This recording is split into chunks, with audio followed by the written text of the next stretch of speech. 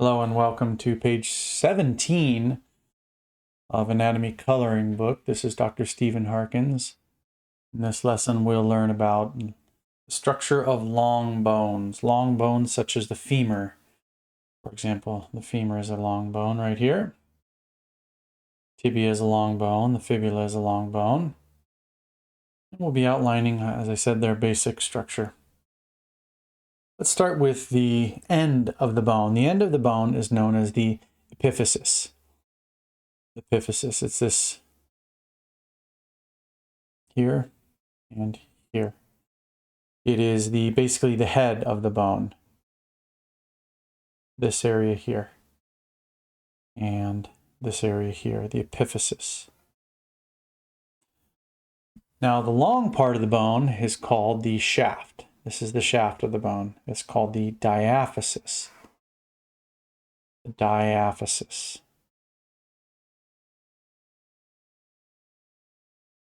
The epiphysis, if you'll notice, is made of what's called cancellous bone. It's spongy type cancellous bone. It's got these little bridges of bone, these struts of bone material, hard bone material in them that create or give structure to the bone, but also keep the bone light because it's not solid, compact bone. It's called cancellous bone. Also notice the articular surface out here. The articular surface. Articular means joint. It's and down here as well. It's the place where the bone articulates with another bone. For example, it's right here in the diagram. Right here. This is the articular surface of the femur articulating with the articular surface of the tibia. And here's the articular surface of the upper portion of the head of the femur articulating with the pelvis. That's the articular surface. Of course, the articular surface is found on the epiphysis of the bone. On top of the articular surface is a slippery cartilage, so that your bones can move freely, articulating with the other bones, and they don't get hung up or stuck. So there's very slippery, both joint surfaces, say here and here, have cartilage on them. It is very slippery, so they slip against one another to make for smooth motion. So the diaphysis is a little different in that, well, the epiphysis does not contain this right here, which is called compact bone. See this very thick layer of bone from here to here. It's dense compact bone, where the Haversian systems are found. The Haversian bone forming systems, where all the hard compact bone is found, is right here. This is found, compact bone found in the diaphysis. And if you'll notice, not found, thick layer is barely found. The compact bone is really not found in the epiphysis, you see. There is a very thin layer of connective tissue surrounding the bone, and it's called periosteum. Very thin layer right here called periosteum. Peri means outer or outside of. And this is a very sensitive. It can be painful if you break a bone or if you have a bone bruise. It's highly sensitive. You would definitely feel that kind of pain from the periosteum. It's got pain fibers in it. It's a sheath. It's like saran wrap surrounding the bone. And here it is on this very thin layer outside of the compact bone. And it also provides a source of bone cells, so it produces bone cells in that layer. And as we discussed before, this cancellous bone here, made of these little struts of, or the book calls them, let's see, beams, so sort of support beams, and they're filled with red or yellow marrow. And these struts wind up being very strong, but it keeps, as I said, the bone very, very light. So we've talked about the epiphysis here, the diaphysis, the articular cartilage, the periosteum, and the cancellous bone, and as well as the compact bone right here.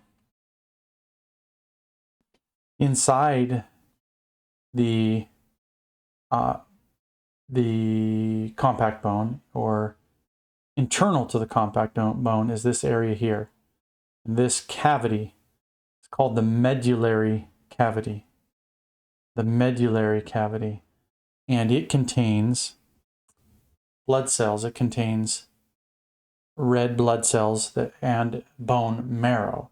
It contains red marrow and yellow marrow. The red marrow in here is a gel-like substance in here that contains what's called hemopoietic tissue, which is tissue that creates red blood cells. So red blood cells and white blood cells are created in the red marrow inside of the medullary cavity. The medullary cavity contains red marrow and yellow marrow. Yellow marrow is basically essentially made of fat inside, and it's this structure right here, the yellow marrow. This is the yellow marrow. And here. So your red and white blood cells are made in the red marrow. And the yellow marrow does have cells in it that are fat creating cells as well as other tissues. But the blood cells, red and white, are created in the red marrow.